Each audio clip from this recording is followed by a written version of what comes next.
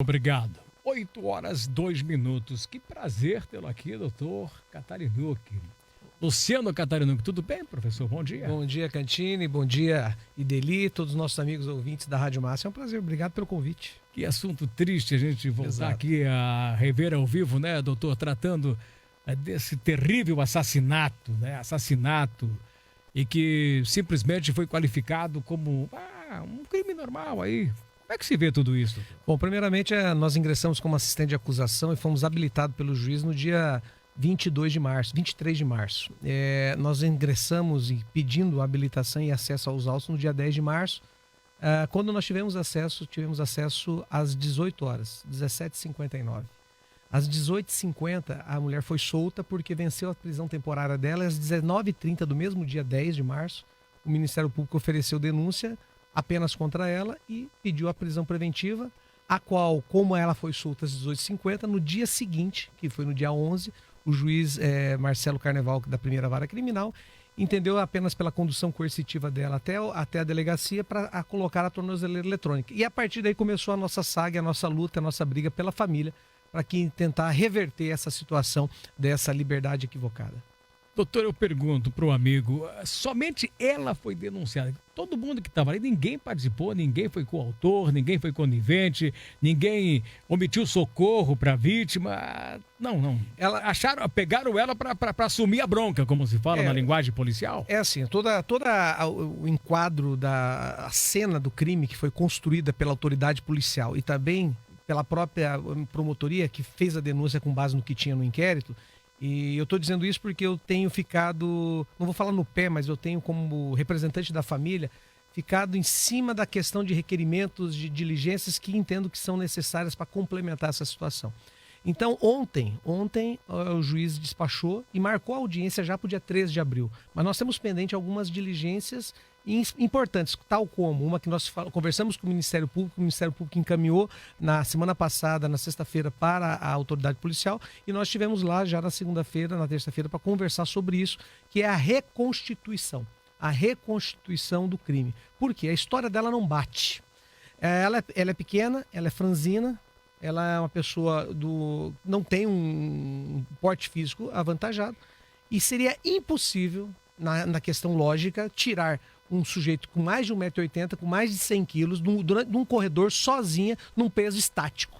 Mas e o skate? Onde é que tá esse skate, né? Porque, não, minha filha ajudou. Mas se a filha ajuda a ocultar um cadáver, não comete um crime também? Ela cometeu um ato infracional e está respondendo, né? E a mãe também está respondendo, e ela foi denunciada por corrupção de menores.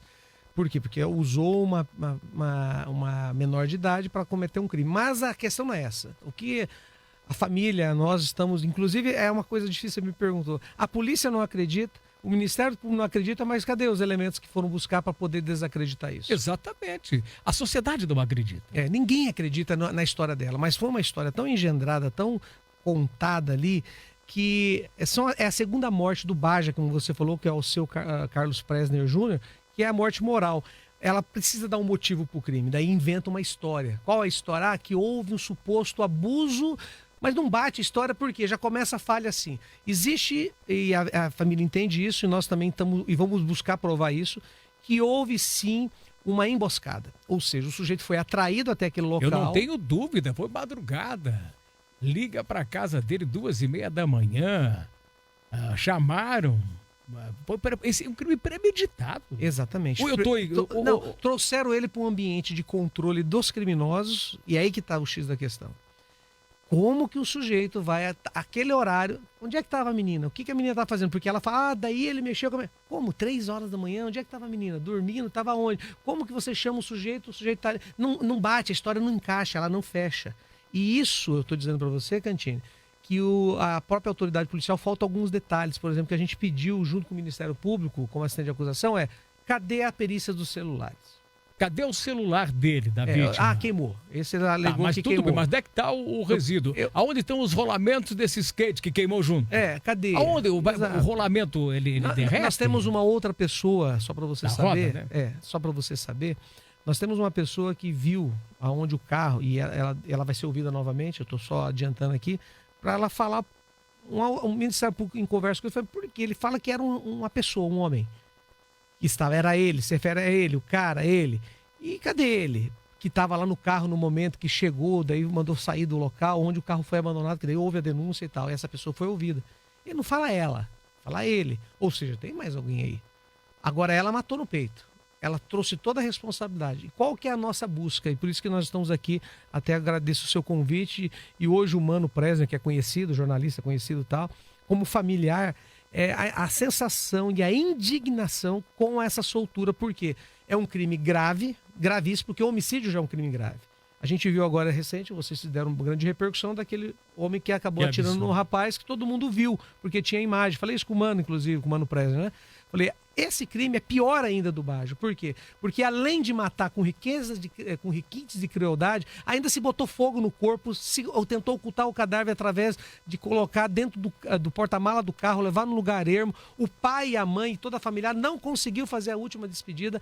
Uma guerra para poder fazer o sepultamento dos restos mortais. Agora está outra guerra para poder fazer a cremação do que sobrou do corpo ali que foi incendiado. Então é uma dor dupla. E aí vem a morte moral. Ela cria-se uma história, um subterfúgio, uma mentira, trabalha essa mentira, que a gente vai desconstruir isso no decorrer da instrução, que esse é o nosso objetivo, né, desde que seja nos possibilitado isso junto ao judiciário, para mostrar que ele era uma pessoa que ele não era. Ou seja, eu justifico que eu matei ele porque ele merecia, que é um absurdo para quem conhecia o Baja. Você vai provar, doutor, que não foi ela que matou? Nós vamos trazer. Ela foi uma das... Ela sabia... Mas que não foi ela que esfaqueou? Não, pode ser ela, mas tem outras pessoas envolvidas. Ela pode ter se esfaqueado realmente. Mas sozinha, um homem de 1,80 m, com mais de 100 quilos, depois transportar o carro é impossível. Não bate, não bate. Tem mais gente. E aí sim vai agravando a situação. E as qualificadoras, né? Porque ela foi denunciada por uma qualificadora do fogo. E nós entendemos que tem mais qualificadora, tem a emboscada, tem o motivo fútil ou a questão do motivo torpe, que precisa ser apurado. Inclusive conversei isso com o promotor, doutor Tiago, que é o responsável e está como responsável por esse caso. Eu sou somente assistente, eu fico ali sendo a voz, o ouvido, a boca da família ali com o Ministério Público. Disse para ele e falei assim, doutor... É o promotor de acusação, exatamente. Né? É necessário agravar ainda mais essa acusação porque tem mais coisa. Mas o inquérito foi feito e eu quero deixar claro, ela foi solta, né, lá porque venceu a prisão temporária. E quando venceu a prisão temporária, não deu-se tempo de se analisar a preventiva. E depois, quando se analisou a preventiva, ela já estava solta. Aí o juiz, ao invés de decretar a prisão preventiva e mandar buscar ela, não, ele mandou colocar a tornozeleira, buscar para colocar a tornozeleira, e isso gera um espanto, uma indignação, uma revolta da família. Bom, a família protesta hoje? Há um movimento hoje? Às 9h30, até a pedido do próprio Mano, que quer se manifestar como pai, como familiar, da indignação dessa situação, porque ontem marcou a audiência, né? E é a primeira vez que ele vai falar, né? Até ele falou, tem como a gente conversar, porque ele quer falar uma vez só, ele não quer ficar remoendo essa situação. E ele quer mostrar a indignação. O que nós convidamos a imprensa para que a gente pudesse ter essa fala, essa conversa com o pai da vítima, a sensação, o sentimento dele, explicar o que aconteceu. Porque foi um crime que aconteceu dia 27 de janeiro e já marcou a audiência ontem para o dia 13 de abril. E tem um monte de situações ainda que eu falo, a reconstituição que está pendente, a perícia dos celulares está pendente, porque uma das coisas que a gente imagina, eu conversando com o delegado ontem, se a gente conseguir a perícia o mais rápido possível, porque tem toda aquela demora, de ver onde que esses celulares também passaram, se a gente consegue colocar mais de um celular no mesmo local através das antenas da Air. Peraí, você fala que não participou, mas você estava lá naquele local. Ou alguma troca de conversa que porventura não foi ainda revelada. A polícia isso? Então, mas a perícia não está pronta. Não, está lá, está sendo feito, mas não está pronto. Mas cadê o laudo? Por isso que foi pedido e foi requerido novamente. A família pode pedir também fazer um laudo paralelo? Para ver realmente a veracidade do que vai estar desse inquérito? Pode sim. Inclusive, uma das questões que eu conversei com o próprio delegado é que a família se colocou à disposição e aí a gente está até para providenciar, porque tudo é mais demorado, tudo é moroso. Por exemplo, não temos um boneco, nós precisamos de um boneco para fazer a reconstituição. Nós vamos ter que providenciar a família. Eu falei com a família, porque senão não sai a reconstituição. Não porque a polícia não quer, porque não tem estrutura. Cadê um boneco de 110 quilos para fazer um peso inerte, né? O boneco de pano, né? Para fazer o peso inerte, para saber se essa mulher realmente... Como que ela tirou em cima de um skate um homem de mais de 1,80 m, com mais de 100 quilos, ela com a menina de 13, 14 anos? Não cola. E aí a gente precisa do boneco. Cadê o boneco? Não tem. Aí a gente se colocou à disposição, inclusive, para pegar e fazer essas análises, inclusive, se tiver demorando, pode liberar, a gente encaminhar também, fazer uma perícia paralela nos celulares, Porque tudo isso, só que agora, como ontem já marcou a audiência, a instrução ela foi adiantada em demasia.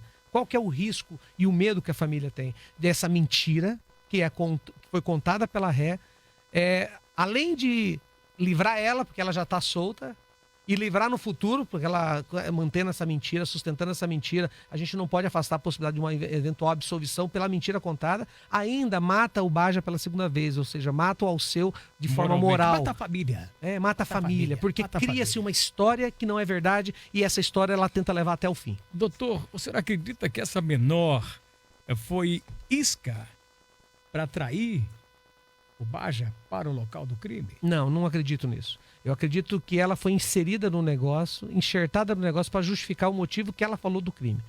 A questão ela não estava no momento. Não, eu acredito que ela pode até ter estado dormindo tal no local, mas não é isso. O Baja tinha algumas dificuldades que tratava. Dependência química. A mulher que matou ele também, supostamente também, companheiro dela com ficha corrida também. Isso mesmo. E aí que está a situação. Agora qualquer leigo como eu aqui também pergunta. Uma mãe vai estar cheirando cocaína ou se drogando na frente de uma filha menor? Exato. Exatamente. Esse é um dos outros pontos que são levantados. Que a gente está levantando. Porque assim, Cantini, o inquérito policial ele não existe contraditório, ele só é produzido. Então a pessoa fala o que ela quer e quando ela fala. Ela vinha colaborando até que chegou o defensor, o advogado, lógico, nas suas prerrogativas, e falou: ela não vai falar mais nada. E a partir daquele momento ela não falou mais nada. Só fala em juízo. Só fala em juízo. Mas vai ter que falar. Em juízo, ela pode ser questionada se ela resolver falar. Porque ela pode também ficar em silêncio. Usar do direito ao silêncio, que também é uma estratégia defensiva. Eu jogo uma história e depois eu simplesmente falo, se vira para provar. E aí eu uso da prerrogativa da presunção da inocência para justificar a minha conduta. E aí, como é mentira, porque a gente tem convicção de toda história mentirosa, ela não possibilita de fazer o contraditório. Porque é aí que está o X da questão. Até a reconstituição, provavelmente ela não vai participar. Mas obrigatoriamente ela vai ter que demonstrar de que maneira ela pegou o corpo da vítima. Ela não precisa participar. Não precisa? Não precisa. Até isso a lei permite. Se ela quiser, ela pode até ir. Olha que absurdo, né? O advogado pode ir, o advogado defensivo, para acompanhar, para ver como foi feito. Vai ter que se pegar uma mulher na mesma porte físico dela e tentar fazer. E ela pode colaborar, como ela pode falar, eu não vou fazer, ou não vou nem falar como é que foi feito. Ela pode, ela está no direito, ela não pode produzir prova contra ela. Ela tem essa prerrogativa que a legislação permite. O senhor trabalha contra a tese já da causa desse homicídio? Eu entendo que pode haver alguma coisa relacionada à questão de drogas, dívidas ou de algum acerto de alguma situação referente a isso. Até foi cogitado, a gente conversou sobre isso quando você me perguntou se tinha alguma coisa a ver com a questão de perda de prazo. Ele, como advogado, a gente fez um levantamento, até conversei com o pai, entendo que não, tem umas situações de processo que ele é advogado. Posso perguntar claramente para o ouvinte? Chegou a informação, isso aqui foi conversa em off, você trouxe a Lume agora aqui. A Cantini, ele perdeu um prazo como advogado e estava advogando para o PCC. Não, a gente apurou isso, não procede, porque a gente foi verificar. Inclusive, conversei e mostrei até as situações em que aconteceu. Só para você ter ideia, um novo advogado foi nomeado para ele no dia anterior da morte dele. Ou seja, no dia posterior à morte. Ou seja, os procedimentos não batem, as datas não batem. Até para a pessoa que supostamente poderia ser, nem sabia que ele não tinha apresentado recurso. Então não bate essa história. Mas que chegou a circular, né? Chegou a comentar e a gente vai verificar. Que me perdoe o Maninha, o pessoal que não esteja me escutando aqui, né? Mas Cantini, essa foi a questão e fizeram o micro-ondas dele, que teria sido queimado vivo dentro do carro. Também surgiu essa Nós pedimos agora, uma das coisas que talvez atrasou, inclusive a cremação dos restos mortais do Alceu, pedimos agora novamente para o perito, né, e o Ministério Público, junto com o Ministério Público, que o requerimento é dele, né, pediu para que a autoridade policial vesse realmente com o perito a questão do momento da causa-morte com os restos mortais. Morreu com fogo ou morreu com a facada depois do fogo? São qualificadoras diferentes, né, para saber se aquilo que restou dos restos mortais consegue se verificar. Porque é diferente você pegar um corpo, por exemplo, o cara morreu asfixiado, mas o corpo está íntegro, né? Você consegue ver se morreu afogado, se morreu numa queda, mas então ele morreu antes ou depois. Você consegue, com a perícia, saber por causa do pulmão e outras coisas, né? Foi feito algum levantamento no local com produtos para ver se teve sangue no local? Foi feito. Teve sangue no local. Foi feito o luminol. Até pediu mais informações agora sobre o luminol, sobre as questões dessa perícia, né? Com mais detalhes foram pedidos agora também nesse requerimento. Por isso que eu estou lhe dizendo, nós estamos paralelamente, né? Como foi relatado, e ela foi solta, e aí como ela foi solta, já foi denunciada e agora já tem audiência, nós temos algumas diligências pendentes que pode ser que não dê tempo de ser feita até a audiência, porque já marcou em cima, que é dia 13 de abril. Por que tão rápido assim? Pois são aquelas coisas que a gente não consegue explicar. Lógico que a gente quer justiça. Você não pode pedir mais prazo até que seja anexado às peças processuais todos esses laudos técnicos importantes? Vai ter uma fase que a gente fala do artigo 402 do CPP, que é a fase depois da instrução processual. Lógico que isso prejudica e se aparecer uma prova nova, nós podemos pedir para reinquiri-la ou reouvir outras testemunhas. Só que, lógico, na visão do próprio juiz, acredito assim, vamos o mais rápido possível resolver isso.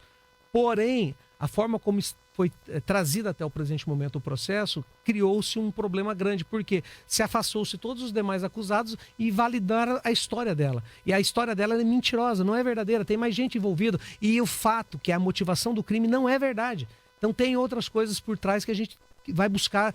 É difícil? É possível? É o que a gente espera. Esse júri é popular, né? Ela vai a júri porque ela é confessa, né? Não tem justificativa. A gente fala que um júri só não vai, o sujeito condumato só não vai a júri se ficar demonstrado realmente que ele agiu em legítima defesa, que não é ele, porque caso contrário ele vai com certeza para o plenário do júri para ser decidido pelo juiz da causa. Quem são os juízes da causa? São as pessoas comuns do povo. Perfeito. Doutor Catarino, que horas que...